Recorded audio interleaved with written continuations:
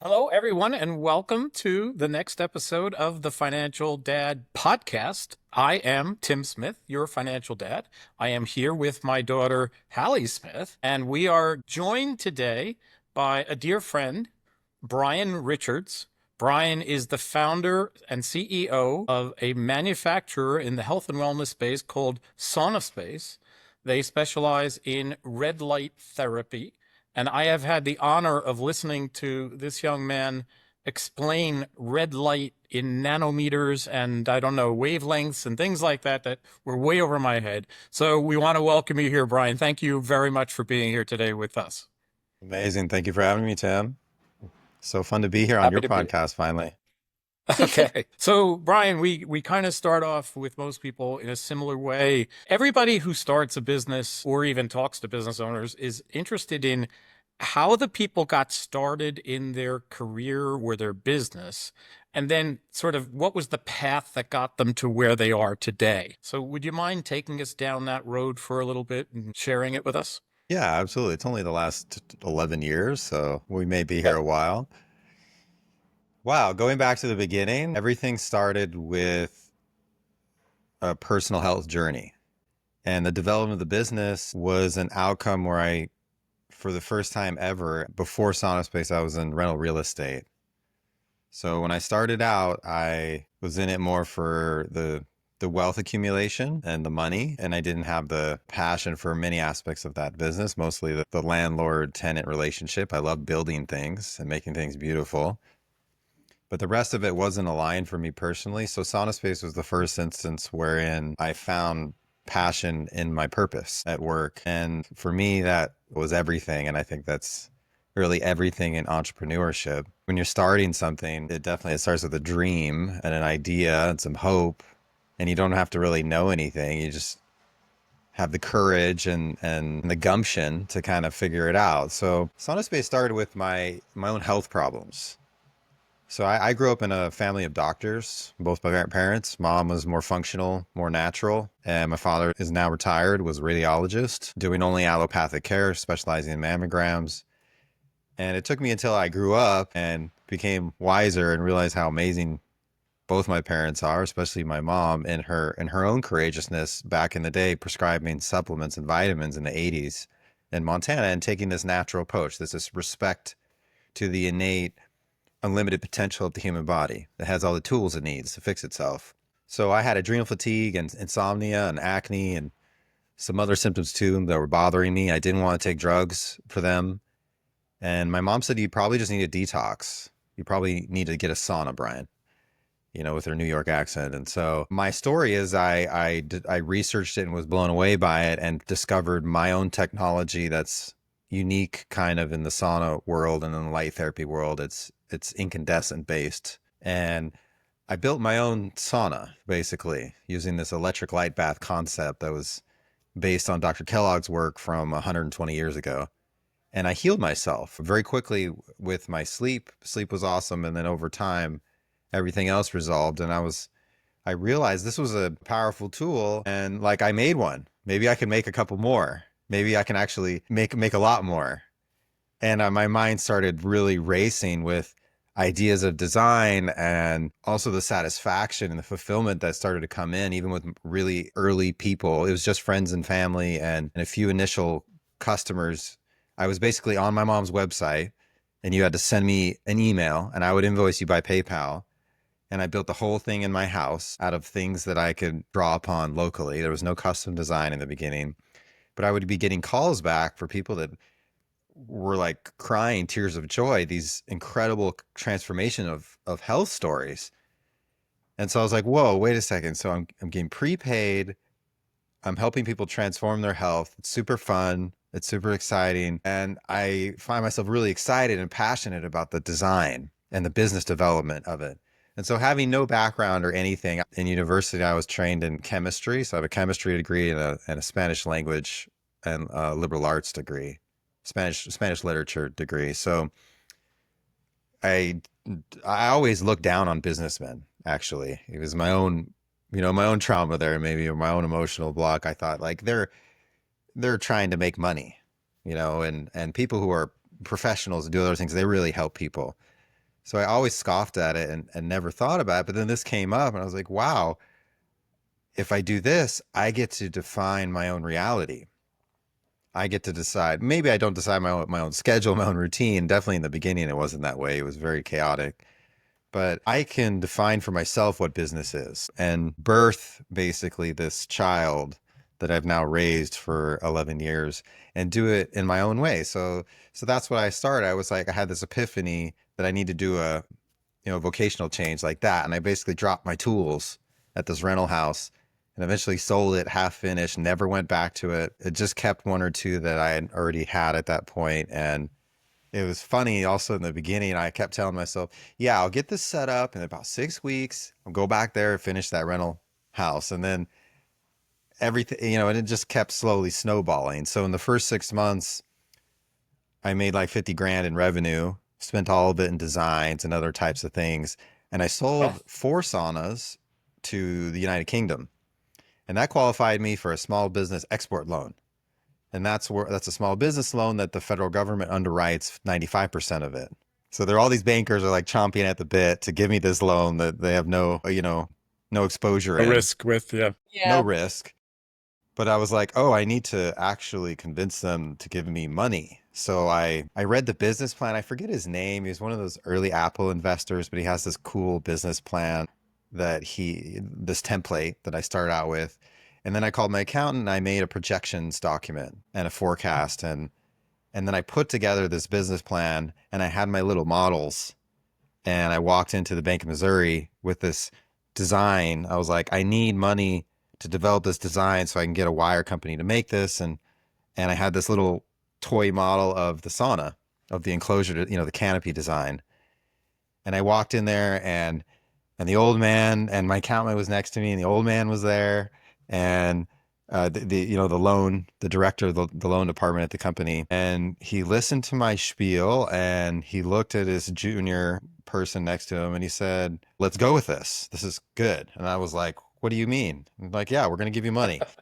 So I didn't know at the time What are you about the guys, crazy? exposure.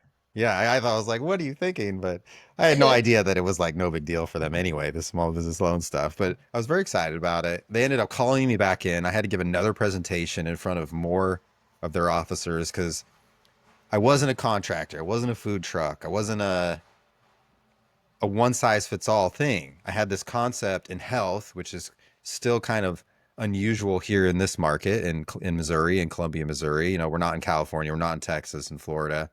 So they were intrigued by that, the whole concept of having an e-commerce company and also manufacturing instead of just reselling through a website. So they were really skeptical about it, but intrigued, and I eventually convinced them. So I basically start this loan process, and halfway through, I also had this idea. I'm just going to sit at the coffee shop and I'm going to get the panels from here and the wire from here. And then the assembly shop's going to take care of it. And I quickly realized, holy cow, I need to actually do my own manufacturing entirely, not just the assembly, but as much as possible vertically integrate. I was thinking about this from right in the beginning, right in the middle of the loan process.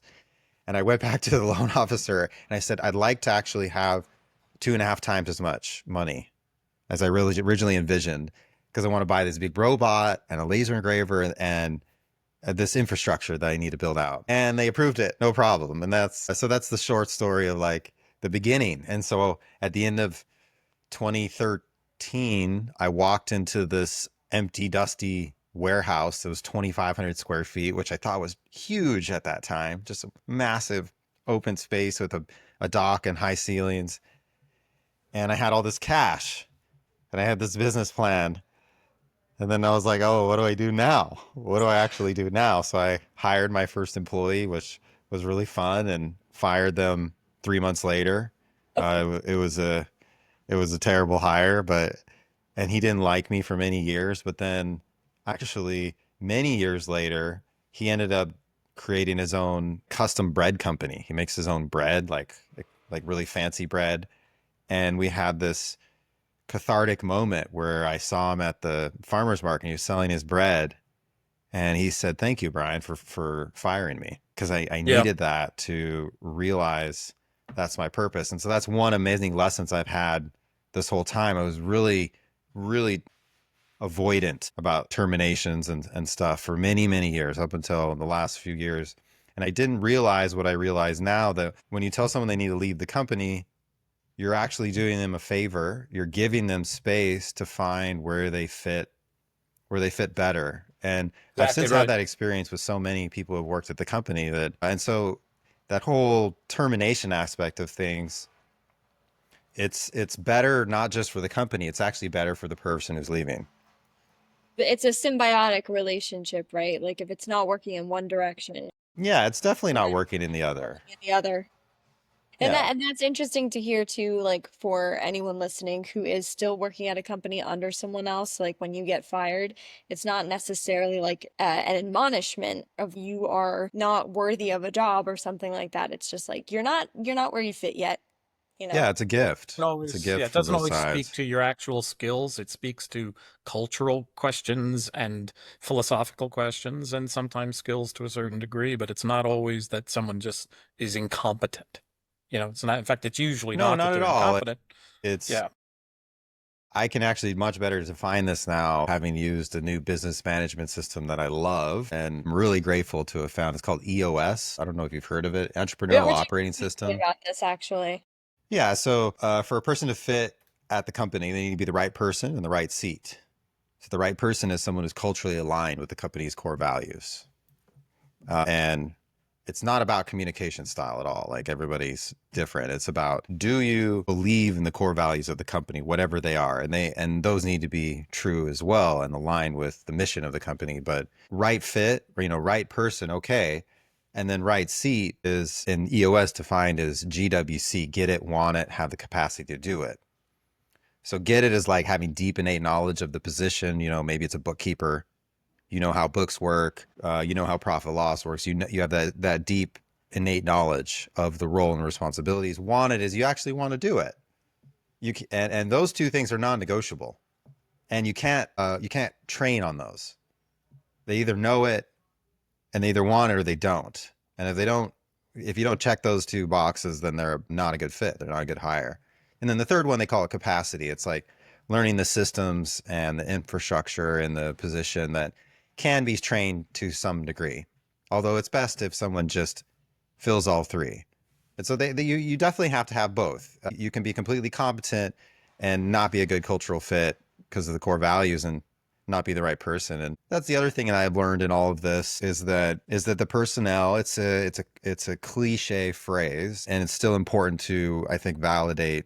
The personnel are the most important part of the business, the team, the actual humans. That's where the magic happens. And I've only in the last few years begun to put so much focus on that. In the beginning, it was just me and a couple of people and a few people doing things. And so all of my focus was on design and manufacturing. So everything that we make at SaunaSpace is all completely novel.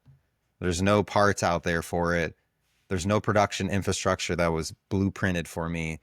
I figured out how I designed the product with help, from a lot of people from the team, and figured out how to build it and created my own manufacturing design to build it. And it's a complex design actually to create what the end product, which is a very turnkey experience, for the user. Tim, you've used it. You just get in there and everything's like the way it Every should day, be. Brian. But all of that was like many, many years of development, continues to be a huge focus of the company. So I never even paid attention to personnel. I was just like, oh, you know how to sand well. You're nice to people. Sure, I'd love to have you answer the phones. And that was my own. So in a company, the leadership of the company, whether it's the CEO or the founder, they really do energetically drive the whole company. And any emotional limitations or communication limitations, any disadvantages that the director has, the lead has, they're not only will influence the people below them, they'll drive the hiring, and the people will magnetically be attracted to the people who are like that. And the whole company culture, the company being, as it grows bigger, becoming its own consciousness, it's 100% reflected down into the company, and even the smallest things. So be careful, what you say and who you're following. It's just like, and I didn't realize that, or I didn't put any conscious focus or attention to that. And it's just been hilarious how many things at the company, like oddities or, dysfunction, that has been from my own bullshit, that personal or professional or otherwise, that I've overcome slowly. Yeah. Give us a sketch of where the company is today now, Brian. Your Yeah. manufacturing space, employees. Yeah. We're still based in the US, still in absolute intention to stay here. That is definitely part of our advantage, what we offer and how we offer it. Our mission is to empower people to be well. And we do that and we reinforce that with core values that we have at the company. So we illuminate solutions, we elevate customer experience, we do things the right way. Another way of saying that is we're aligned with the truth. But anyway, so like there's been a consciousness shift at the company where I realized a year and a half ago that, oh, the company's actually just me, and it's not work. It's just an extension of me, Brian. And it has its own consciousness that as we've scaled, I want to maintain those core values and maintain that integrity and grow at the same time gracefully. And so how do I do that? And we're now 36 employees. We've implemented this finally after Wow. 3 or 4 iterations, this business management system, EOS, that's been so lovely for us. That led me to stepping down at the marketing seat of my company because it wasn't performing. It was just so much chaos, and hiring a fractional CFO to Yeah. like actually look at the numbers and stuff. And then that led me to realizing we need an in-house bookkeeper finally. And then we just started to look at things quantitatively for the first time ever. I've always been shooting from the hip up until like 2 years ago. And with these shifts, that also led to us implementing an ERP system last year to track all of our inventory and our manufacturing. And that continues to be a large project, but that also led to a big rebrand effort where I had this moment of like, well, what am I doing here? It's been like 8 years, and who am I? Who am I now versus where I started, and who is SaunaSpace, and what is their identity? So I went through this brand identity exercise with my brand strategist and a really awesome copywriter for like 6 months. And we interviewed customers and we did all this cool stuff. And we developed a brand identity and messaging document that then I realized, wow, I can't do this in-house either. I need a marketing agency. So I reached out and found this amazing agency based in Dallas that we've now been working with for a year to bring visual marketing to the identity. And it's been this whole consciousness shift at the company. And that, along with me just focusing on my own self-development and my own health, and really just focusing on being myself, being my highest and best version of myself, has been reflected into the company. So the personnel we have are stronger than ever. We had an extremely successful year last year, a lot of growth, basically as much growth as we could handle from all sides of things. And this year becomes this year of rebirth, with the rebrand. And I've also, for customer acquisition, it's always been on the internet and word of mouth and podcasts and our affiliates. We've never done any traditional advertising. But From my many years understanding, ago, it really has been like word of mouth, people recommending it to their friends yeah, and pretty much until about 4 years ago, I started doing online advertising.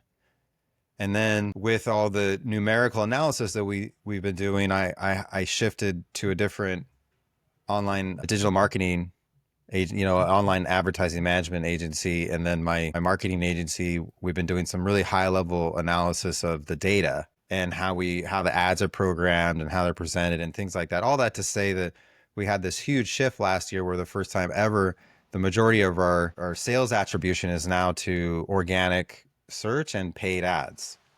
And we have a lot of impressive performance, and my product ships worldwide. It works everywhere in the world.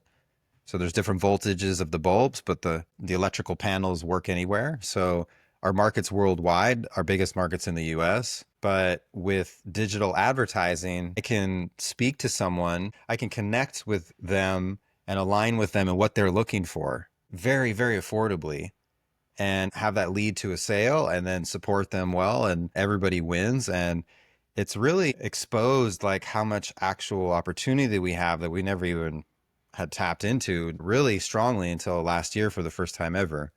And it's in concert with everything else. As everything else is upgraded, the consciousness of the company, the systems and the scale, now the advertising, the sales, it's all upgrading to where that's the state is it's still privately owned. I financed it all myself, starting with like $200 11 years ago. And now we have a robust operation, and we're poised to have this like new growth experience this year. And we continue to develop new products, continue to focus on like, how do we make this experience amazing? Just came out with like a customized towel system for our sauna, which is its own unique design. It took like a year and a half to develop, and it's finally come out. But that's just one example of us. Like, we're not going anywhere. It's just, I'm having so much fun now. That's awesome. And This it's great to hear that, it just started from your own personal need to deal with your own health issues and just continually grew as you put more and more of your time and heart and soul into what you were doing. It sounds like it kind of happened very naturally that you got other people involved when you started to feel like you needed people to help you, or like you had the funds to pay people to help you because the product was doing well. Yeah, for the most part, I almost went bankrupt 2 times. One time I had to borrow like 15 grand from my mom, and it was very humbling. Hmm. I did pay her back, but it is interesting. Yeah, I mean, you can focus on those hurdles Yeah. and those difficulties, or you can just look at them as, I would rather look at them as challenges. Yeah, I've been channeling something since I started, and it has naturally and slowly, I've figured out, how to make it work and how to make it thrive. And the better the company gets culturally, not just sales or success, but actual culture and values, the more easily it's actually become to identify new team members for new positions, and also to kind of prune what's there, so that all that was so difficult many years ago. And now it's like last year, I had a person that had to go in a leadership position, and the new candidate, who was GWC, right person, right seat, perfect everything, had a background in health and wellness, literally walked in the door 2 days later and said, "Hey, I moved here, from Austin, and I'd love to work with you guys if there's an opportunity." And there's no job posting.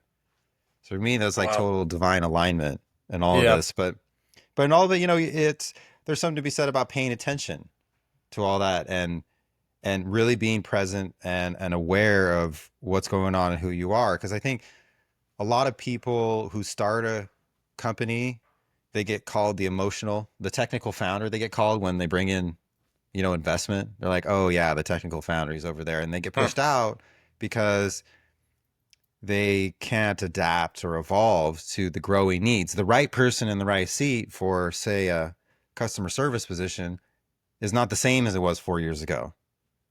And you have to be able to recognize that and grow with that and evolve with that. And that's from the top down. That was me too. I don't know. I've been super blessed to, even with all the challenges, I'm still here, and I've really begun to be grateful and respect how other people at the company do things better than me.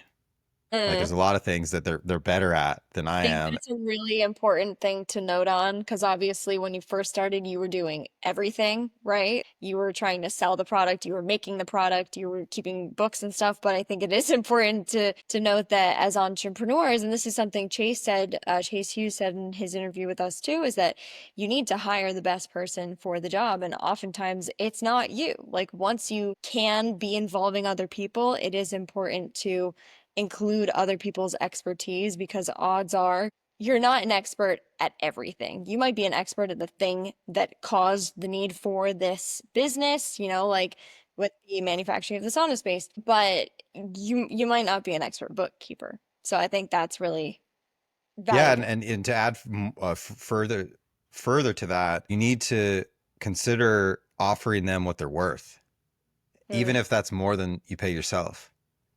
And Mhm. and it was actually a guy told me that once. He was like, and I was like, "What? What do you mean pay them more than me?" And then I actually had a couple instances where I've the opportunity presented itself in the course I took, and that was a huge lesson for me. It's like, don't worry, especially if you're trying to grow a company and you're focused on growth more than anything else, then don't be afraid to pay people what they're worth. It's the right person in the right seat. They're going to give you more than what you expected.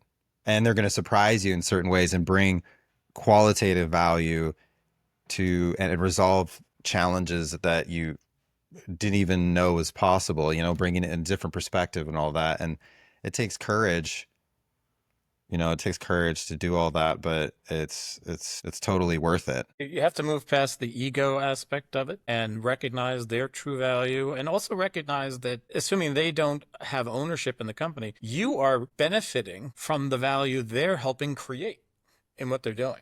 So your compensation as an entrepreneur, as an owner, is not just cash. It's in part the value increasing of this thing that Yeah. this child you have birthed, this now 11-year-old child you have here, that those people help you increase the value faster than you can do on your own, and are more than worth the money when they are able to do that with you. Brian, I would love to ask you about time management. I'm sure your typical day looked very different when you were first starting versus how it looks now. But I would kind of love just like a short insight on both of those and how things have changed for you and how you manage your time now. Oh, it's so funny that you bring that up because I just had a recent epiphany that it took me 10 years to realize. And that's, I always thought that having a schedule and having a routine put me in a box and was limiting. And I realized that was an ego trip or an ego block, that routine and a schedule can be extremely powerful if it's your schedule and your routine. So I've really taken ownership of my own schedule and particularly my daily schedule in a way that I never have before, because I was basically letting the needs of the company dictate where I spent my time. And so I started out by blocking out time for personal care in the morning and just having that be a non-negotiable, because that's very important to me. And then with the rest of it, the implementation of EOS has been just wonderful. There's in EOS, you have weekly L10 meetings. So leadership, basically a weekly standing meeting for leadership. And then each department that's represented in leadership has its own weekly standing meeting. And I was in all of these meetings for a long time. So it was like, over 10 hours a week. It was like over a quarter of my week was just in these meetings, and then external contractor meetings and podcasts and lives and stuff. And I didn't really have any free time, not much less time to do recurring responsibilities and all these things that I was involved in. So now in using EOS and creating 90-day targets, they're called rocks. And we use a project management software called Asana. So we have our tasks in there.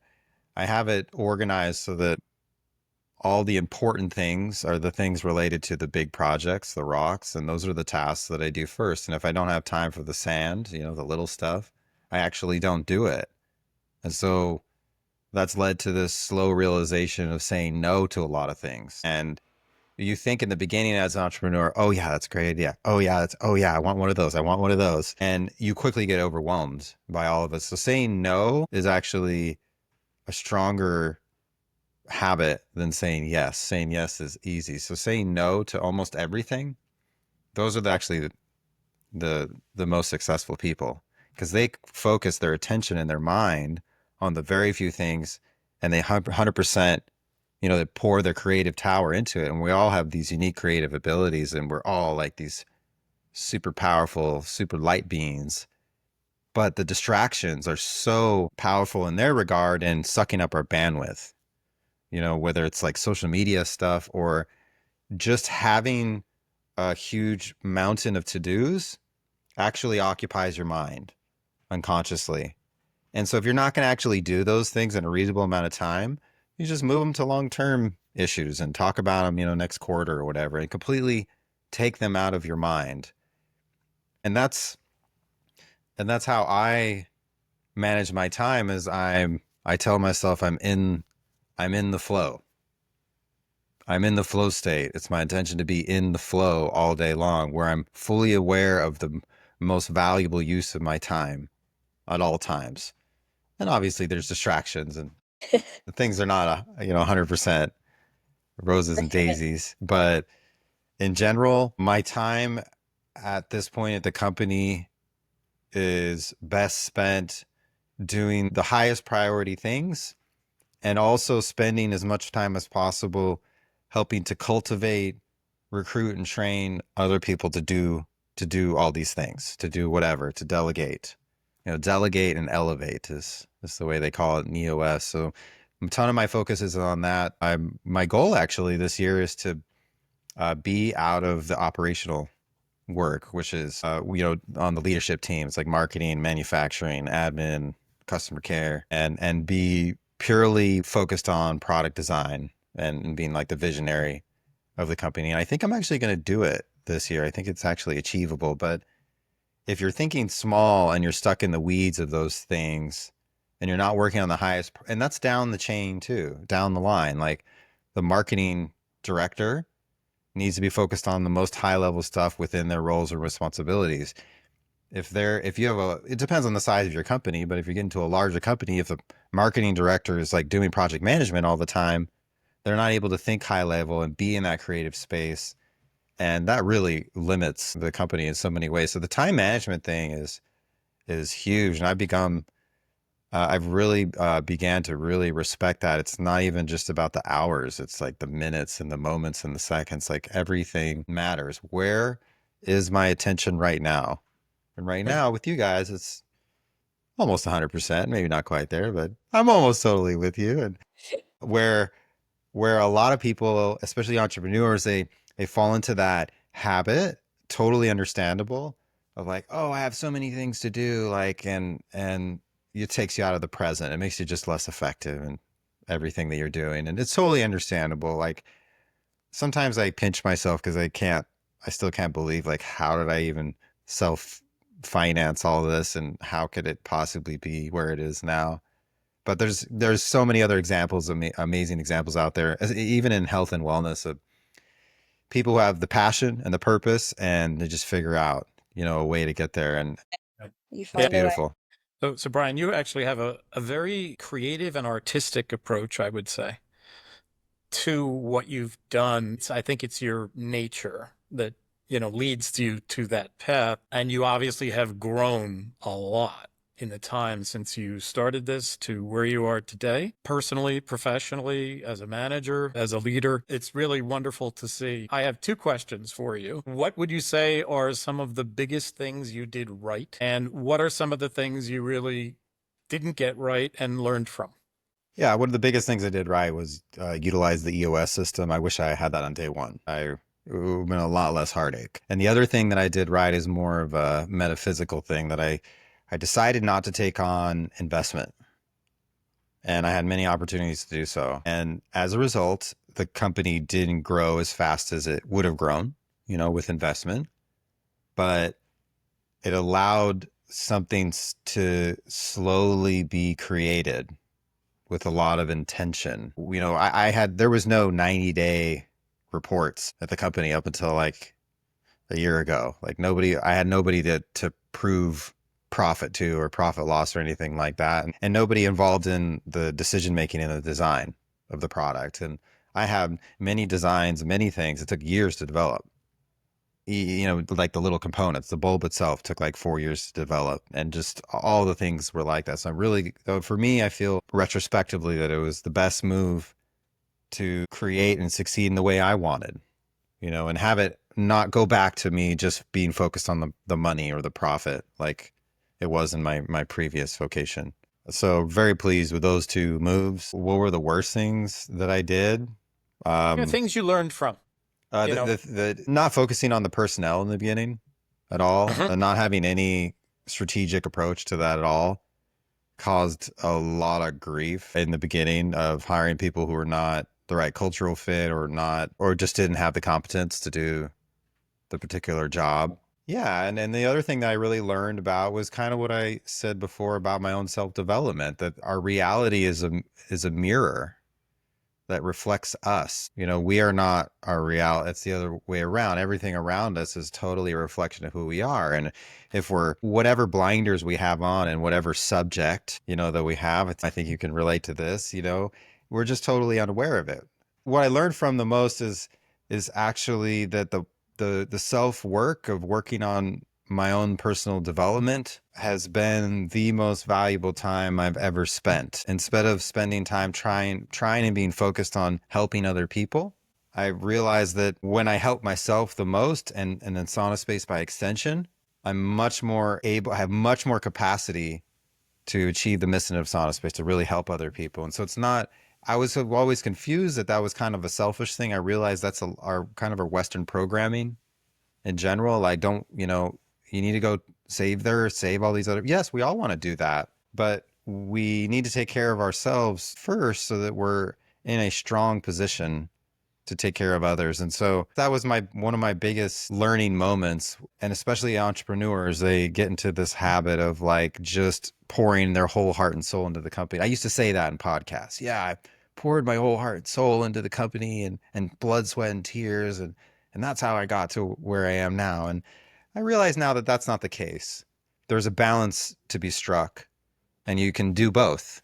We're actually infinite. We can actually grow things beautifully and take care of ourselves at the same time. And it's not the self at the expense of the company. I'm listening to this right now, and I'm definitely in a phase of life where I'm telling myself I have so much to do, and I'm definitely putting work before myself. So I'm sure this is also going to resonate with other people, that when you do take care of yourself, you're actually in a better position to do better work and help people better through, whatever your calling is. Brian, I would love to ask you if you have any advice for young entrepreneurs just starting out. Yeah, I would again reiterate, you use EOS if you can't afford an implementer. Just read the system yourself. There's a book called Traction that you can read, and you can just read about the entrepreneurial operating system model. It's a beautiful blend of being goal-oriented, allowing it to be culturally focused, the company, and kind of marrying qualitative and quantitative needs and challenges at the company so that things continually get addressed. Balls don't get dropped. Priorities are constantly shifting, and you still get to make the company whatever you want it to be. I just totally recommend that, having done, and I've tried like a bunch of different business systems like Holacracy and Spiral Dynamics and other stuff like that. So hugely recommend EOS. And the rest is just always be reminding yourself what is the most important thing to work on. And when you start out in the beginning, taking a clarity break and having a moment where you're not distracted, you don't have anything to do, nothing's planned, you actually set down time to do thought work. That's not working in the business, it's working on the business or the ideas. Yes. And making a routine out of that. So people take different approaches. Some people journal, some people dictate, whatever it is, not be doing anything else and not have anyone else around to distract your family, your friends, or whatever. Taking that frequent, even monthly time, if not weekly time, to actually work on the business. And that way you don't get stuck in the weeds. Because otherwise the business, it takes a life of its own, and you can become a slave to the customers and the clients and the vendors. And then all of a sudden, like a decade has passed and whoa, what happened? Well, you have all these customers and all these clients, and everybody's happy, but maybe I'm not. So that working, right. And the EOS again is really beautiful in separating those two, working on the business versus working in the business. Awesome. Brian, thank you so much. What would you tell our audience as to how they can find SaunaSpace, find your podcast, and or anything new that you have coming out that you want to mention for the audience? Yeah, well, go to our website, sauna.space. You can just search that on the internet. You'll come up, sauna.space. And we're based in Columbia, Missouri, which most of the listeners won't find themselves in, but we do have a store at a warehouse here. The factory's here. I'm standing in it. That's where everything's handmade with love, right here. And on the website, you'll also be able to join our newsletter. We have a great email and SMS newsletter that's where we're sharing everything. There's a lot of education on there.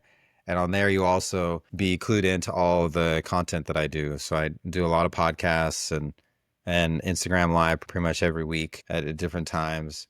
And also on Instagram and YouTube and Facebook and TikTok, especially Instagram is our main channel. It's at SaunaSpace. So in there's tons of great content. You can see how our customers are using the product. There's a lot of deep dives on the science and talking about the wavelengths, that Tim was referring to, and the EMFs and all that stuff. And our everything we do is in-house. So You can come to our website and chat to our in-house customer care team, and you can actually call them too, and they'll answer the phone. It's quite shocking. God, you're kidding. Yeah, for us elevating I didn't that know that customer existed anymore. experience. Yeah, it's challenging, but we want to make sure our product experience is broad, and people have different health concerns and different things. I always want to have that red carpet feel, that you just don't get much anymore. But also to help address this huge wide demographic of people who come and they're seeking to transform their health. We have a really robust system in place. It's not just help center articles. We have a great team. All of the people at the company are all product owners and product users, and we're all like living in concert in this experience, this dream that has become reality. Well, I'm a product user daily, and I love it too. Just so we're clear. Thank you, Tim. Yes, we enjoy SaunaSpace in this household. Cool. Well, Brian, thank you so much for lending us your time and your story today. It was a great episode, and we hope everyone watching enjoyed it. And please stay tuned for next week's episode. Wonderful. Grateful to have been here. Thank you both.